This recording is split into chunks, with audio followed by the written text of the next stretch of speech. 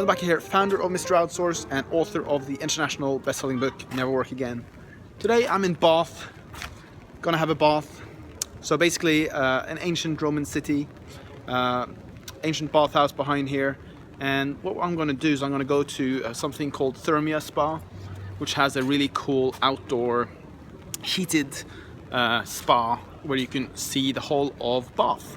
And that's one of the many things that I want to do here in Bath and cross off on my bucket list, because I do actually, when I feel stressed out and I really need to get away from the world, I do sometimes have a long, nice bath, put some music on and just chill, and maybe put some, I can't remember what the salts are called, but not bath salts, but I'll come back to that. So here inside Thermae Bath Spa, we basically went to that. And it was amazing sunset. And they have lots and lots of pools and steam rooms and things like that in this building. And do I recommend it? Yeah, it was cool. Absolutely. Go to a bath when you are in Bath, and the view is amazing, and it is actually as nice as this picture. So check it out, Thermae Bath Spa. Now I feel like a real Roman. So day number 2 in Bath. Up there you can see the rooftop bath that we went to yesterday. And you can actually go inside this old one here as well. So when you go to Bath, one thing to bear in mind, it is a popular place. So that basically means that there's going to be lots and lots of people, and you need to schedule your hotel in advance. They have lots and lots of visitors, and it's pretty pricey for the hotel as well. So book in advance, maybe get a bed and breakfast, and wander the beautiful streets of Bath. I'm now heading up to the Royal Crescent and Piccadilly Circus, the Circus, which is basically a round part of some buildings. So let's go check that out. Here we have it, the King's Circus, or just the Circus, which is basically a sort of 360-degree Georgian buildings here in Bath, which are really famous. And if we follow the road up just there, we'll come to the Royal Crescent, and it actually, if you go on Google Earth, it will look like a question mark. So that's pretty cool. It looked like a question mark. So this is basically the circle at the bottom of the question mark, and then it goes up like that, and then the crescent goes around. The cool thing about the Circus is that it's actually the exact same dimensions as Stonehenge. So the architect John Wells wanted to create a sort of tribute to the sort of druid magicians of Great Britain, which kind of lived here in the southwestern part of the country mostly. And the circumference of the circus is actually the exact same as the Stonehenge. So quite mystical place. And also, of course, when you step out of any of the apartments here in the Circus, you will see exactly the same as you're stepping out of, because all the houses are exactly the same. And also made out of sandstone, which is basically what all of Bath is made out of. So we see these like massive oak trees as well.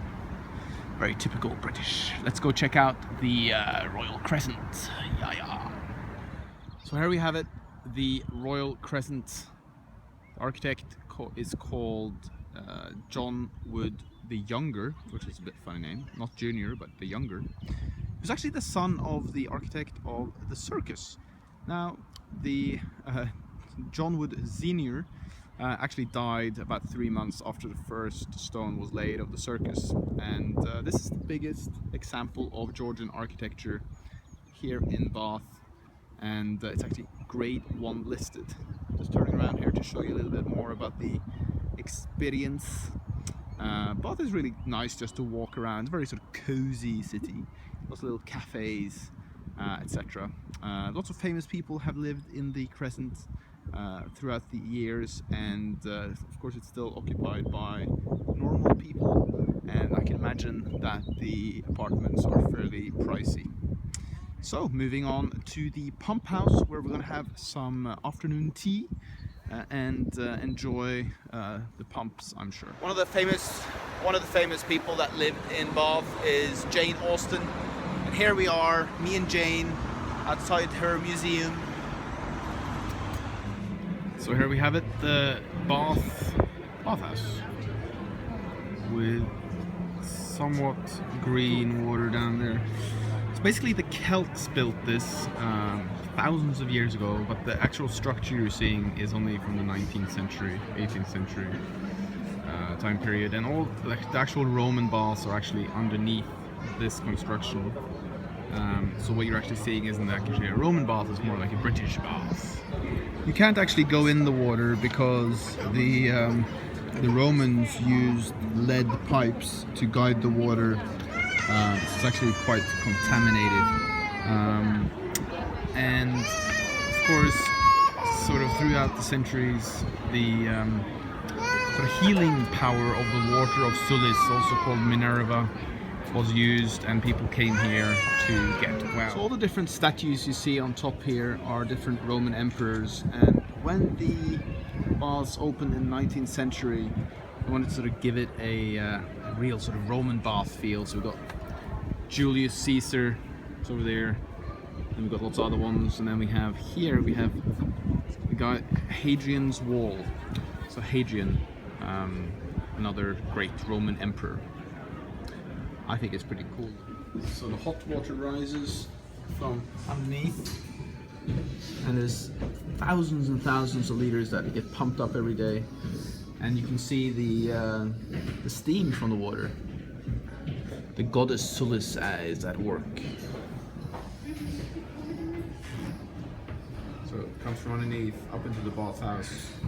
And hey presto, you can have a warm bath. So I'm finishing off this little guided tour here of the baths with some healing mineral water from the goddess Sulis Minerva. And all I can say to that is cheers.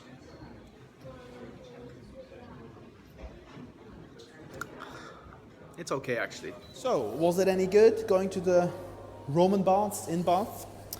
Absolutely, I actually found it really, really interesting. And what you should do afterwards, of course I couldn't tell you all the history and everything like that, but what you should do afterwards is go check out the pump room, which we're going to now for some afternoon tea, because Bath is famous for its afternoon tea as well. So let's go check it out. So here we are in the pump room, just eating some afternoon tea. I'm having some mint tea, and there we have the room, and I hope this big chandelier is not going to fall on my head. It's called the pump room because in the room next door they used to have somebody pumping water into the bath. Now I'm going to enjoy some scones.